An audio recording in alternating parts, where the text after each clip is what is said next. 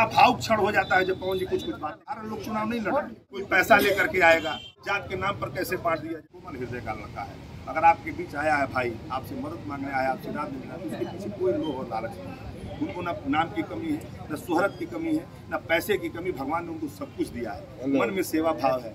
बिहार का हूँ, जहाँ से रहने वाला हूँ, वहाँ के अगल बगल के लोगों के लिए कुछ ऐसा करके जाऊँ कि मैं जब न रहूँ इस दुनिया में, हमारी आने वाली पीढ़ी कहे हाँ एक कलाकार था जिसको भोजपुरी और भोजपुर के लोगों ने, भोजपुरी भाषा के लोगों ने उसको इतना बड़ा बनाया था, कुछ कर करके काराकाट के लोगों के लिए गया है। बड़ा हृदय है, बड़ा भावुक क्षण हो जाता है जब पवन जी कुछ बातें करते हैं। देखिए वो भी उनके मन में भी बहुत सारी चीजें, लेकिन वो उस सपने को साकार करने की बहुत मेहनत करना है। आपके पास साधारण लोग चुनाव नहीं लड़ रहे, एनडीए चुनाव लड़ रही है, उनके साथ सहयोगी दल चुनाव लड़ रहे, बहुत सारे लोग चुनाव लड़ रहे हैं। और चुनाव में बहुत बड़े बड़े लोग भी आएंगे, किसी जाति का नेता आएगा, मंत्री आएगा, कोई पैसा लेकर के आएगा, गली गली मोहल्ले मोहल्ले नेता लगाए जाएंगे। क्यों? कि पवन सिंह वोट को कैसे काट दिया जाए, जात के नाम पर कैसे बांट दिया जाए, तमाम समस्याएं आप लोगों के बीच आएंगी। लेकिन बहादुरी की तरह दम लगा करके आपको डटे रहना है। अगर 4 तारीख को रिजल्ट आएगा तो कहीं नहीं कहीं भारतीय इतिहास में सुनहरे अक्षरों में काराकाट का नाम निकलने जा रहा है। और जरा कल्पना करिएगा कि जब आपका बेटा और भाई 4 तारीख को सदन में चुनाव जिता करके भेजेंगे,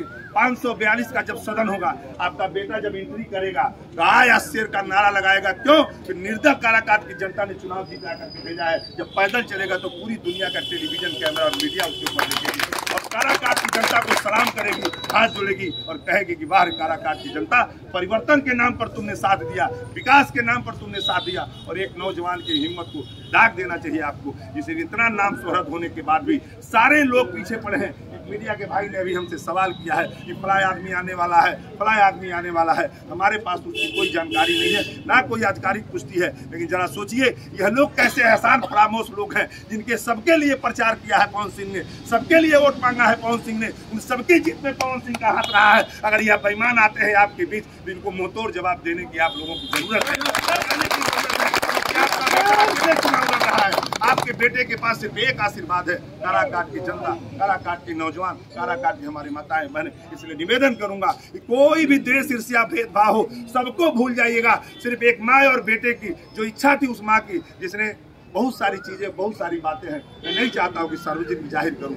बहुत ही नेक और नेक दिन लड़का आया है आपके बीच चुनाव में, इसका कोई स्वार्थ नहीं है। इसमें सारा भेदभाव भूल करके, जाति धर्म मत मजहब भूल करके, कहीं उनसे कोई गलती हो जाती है उनको क्षमा करते हुए, यह जानकर मेरे घर का अपना बेटा है और भाई है, मतदान करिएगा। 1 तारीख को मैं गारंटी के साथ देता हूँ, 1 तारीख को वोट दीजिएगा, 4 तारीख को रिजल्ट आएगा, 5 तारीख को आधार कार्ड और पैन कार्ड का एड्रेस बदल जाएगा, निवासी हो जाएंगे पवन सिंह इस काराकाट के, अपना जीवन समर्पित कर देंगे काराकाट को। इसमें कहीं किसी को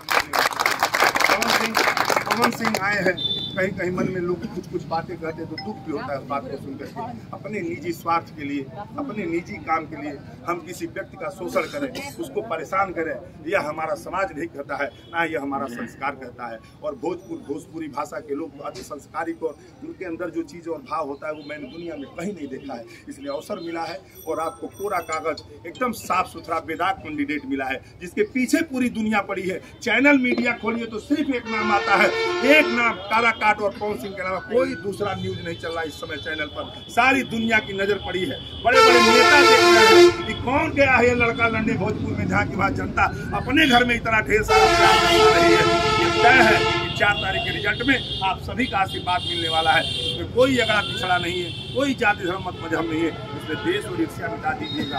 अगर कहीं गलती भी हो जाए पवन सिंह से या उनके किसी सहयोगी से, इसके लिए पवन जी की तरफ से, उनके तरफ से मैं दोनों हाथ जोड़ करके आपका पैर पकड़ के क्षमा मांगता हूँ कि हमारे कान में या पवन जी के कान में कहीं ये बात मत आए कि हमारे परिवार के लोग बट गए हैं, हमारे घर के लोग बट गए हैं। यह सिचुएशन मत आने दीजिएगा। कहीं द्वेष और ईर्ष्या में कोई आपका एक कदम गलत हो जाएगा तो बहुत बड़ा क्षति हो जाएगा। दोबारा कोई पवन सिंह फर्क अदा करके चुनाव नहीं लड़ेगा। इसलिए फैसला कर लीजिएगा।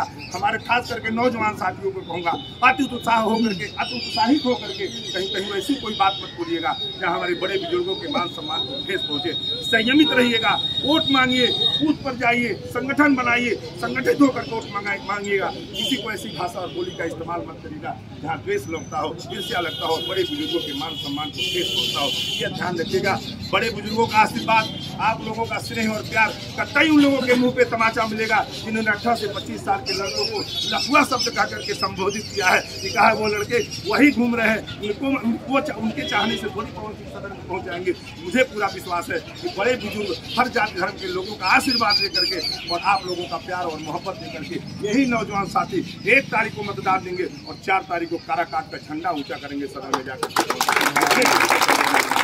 बहुत सारे मित्र जहां भी लोग आएंगे भड़काने का काम करेंगे।